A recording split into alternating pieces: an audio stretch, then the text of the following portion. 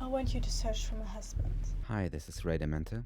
This is the Micro-Budget Film School, and today I'm going to explain how I got from script to finished film without having to spend an awful lot of money and without having a large crew.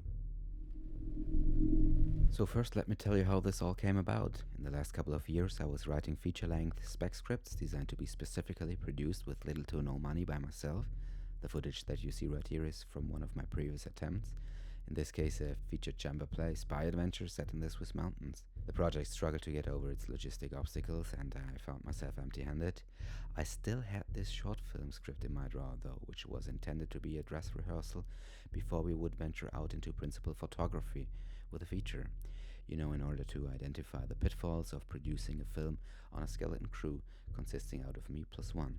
So I took about 2,000 euros of the collapse feature and kicked off production for Homme Fatal. It was my first time working with people I had never met before, no friends, no family members, and thus I thought it would be smart to get some professional help. So I booked 2 or 3 sessions with an acting coach in Zurich. I invested in this for 3 reasons. 1, to get better performances out of the actors. 2, to gain guided experience in directing and to gain confidence in myself. 3, I wanted to provide the actors with some extra value beyond the footage. As you can see in the pictures, I also used the rehearsals to define many of the logistics, meaning finding the right angles, blocking the scenes, and so on.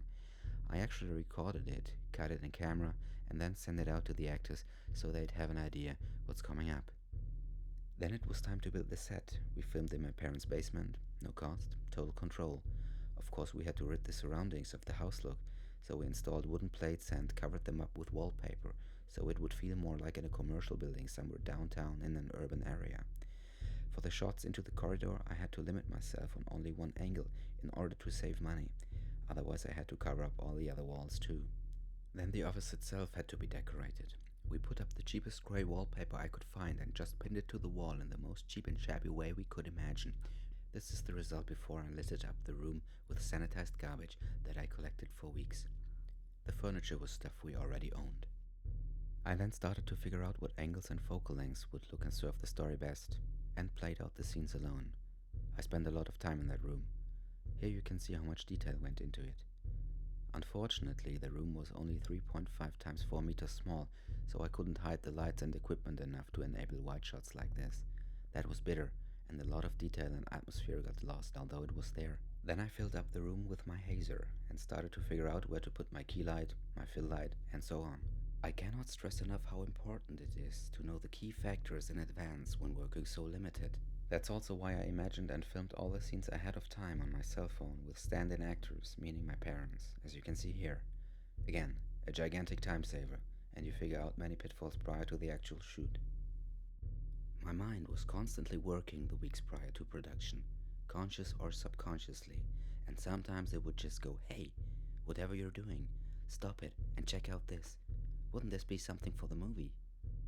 I created storyboards for scenes that had to be shot in very limited time frames and included action.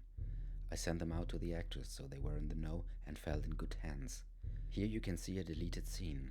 For the purpose of this making of, I decided to show the first shots in color to underline that when working with no means, black and white is the go-for option, as it eliminates so many stylistic troubles. Your story has to fit the black and white vibe though. Then filming commenced. First, I sent my actor Fiona to the hairdresser. It was a special appointment, made very early in the morning, before the shop opened. Then followed some last-minute costume fittings. Check out the color palette. It doesn't look good. Black and white saved us here. I had 2 coats for Fiona, but we all agreed this one was sending off too many detective vibes. It should feel contemporary and not retro, and after all, she was playing the client. Then we started filming. In the back you can see my assistant, the living kicker light. For the dream sequence we built a book light out of an unused shower curtain I still had lying around and a mirror. This way we got the softest light at 0 cost. I also had to make sure the room was warm because it was spring and in the basement. Keep your actors comfortable. Kick off with fake champagne without alcohol. Gotta focus. Sometimes my actors had to get hands-on. Here is Gabriel holding up some negative fill to prevent light spilling on Yasemin, my other actor. To provide extra value, whenever there was time, my assistant Thomas would take photos of my actors for their portfolios. He's quite talented and did a great job. In general, I have to say I was very lucky to find these great people, punctual, on point, and very understanding. I can only recommend them and hope to work with them again. The production then took a 1-week hiatus in which my father and I constructed more sets and I implemented the lessons learned from day one. This is the garage set for the night drive scene. Very simple.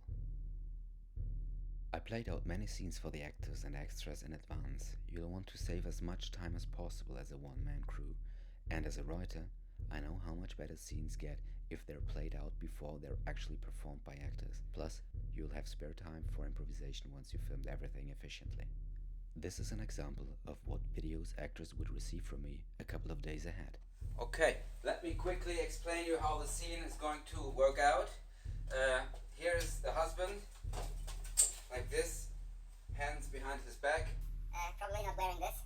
And he's being tortured, okay? And then there will be two guards with guns. And they torture him, like with battery and cable, and the husband is like, and the guards, you know, they are freaks, they are punks. They enjoy it. And well, maybe they want to, you know, extract secret from him. And then we hear the boom, boom, boom, boom, you know, from the back, from the upper floor. They hear something is wrong. Okay, then they stop, and they turn towards the door. And then Lalo comes in. And then he walks towards the husband. Husband is, you know, happy. He's smiling now. He's smiling. And then his face freezes. And it's not smiling anymore. And then enters the gun. Here you see how it plays out in the film.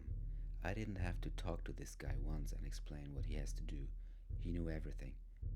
And did a great job. As you can see, I really took this to the extreme. Here I am explaining what Lalo feels like when he steals the car and where the camera will be. The garage scene was jump and run style. We had to be quick. Here's how it's in the film. Yeah, and occasionally I just sent them a simple line reading, because sometimes it's simply easier to communicate what you mean by just doing it. She played this much better than me, by the way, much more subtle. The schedule? On the first day I didn't have a schedule, caused a lot of problems. The film suffered. Always have a schedule. The lounge. Always make sure everything is inscribed and in place. Always have some spare props ready. Make sure everyone stays hydrated and is comfortable, and have some sugar and healthy snacks available. And good lunch and dinner. My mom always cooked us great delicious lunch and dinner. Very important. It was a 2.25 day production. The quarter day was reserved for the dream sequence. Much of it was shot with a kaleidoscope filter in front of the lens at full zoom. Then I edited it, did some Foley work, scored it with a little MIDI keyboard, and there you have it. First short film for about 2,000 to 3,000 euros. Thank you for watching. If you have questions, let me know in the comments, and take care.